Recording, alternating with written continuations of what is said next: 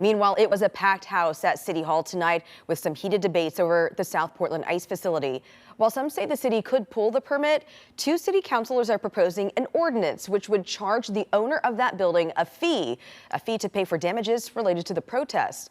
Not everyone is on board with that idea. Our Ariel Yakabazi joining us live from Portland City Hall. Ariel, what happened tonight and how would this proposed fee work?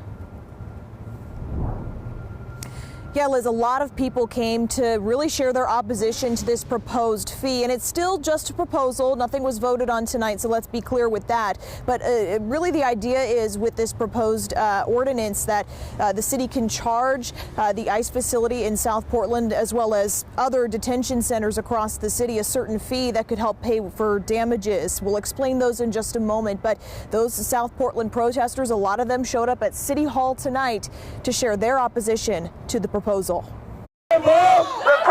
Anti-ICE protesters showing a united front.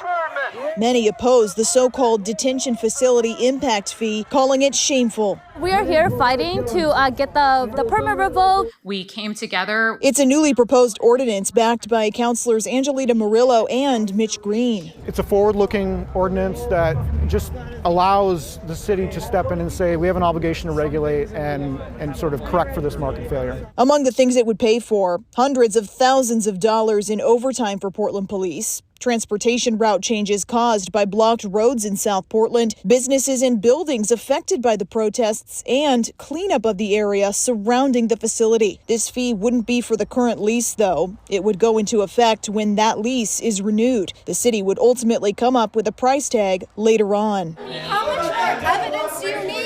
Protesters here tonight say the ordinance is not enough, saying for months their message has been to get ICE out of Portland altogether. The way that we look at it is like none of these things would be happening if the ICE facility did not exist in the first place. So while, we're happy if the city would actually start to take steps to clean up around the neighborhood, they haven't done that anyways yet. So protesters want the ICE facility permit revoked. I asked Councilor Green where the city is in that process. That's not up to council right now. That's not before council. And that is a very different type of proposition than saying, setting this permit aside, what do we want to do about detention facilities more broadly and making sure that there is a incentive structure that is aligned with the cost that it creates for the community.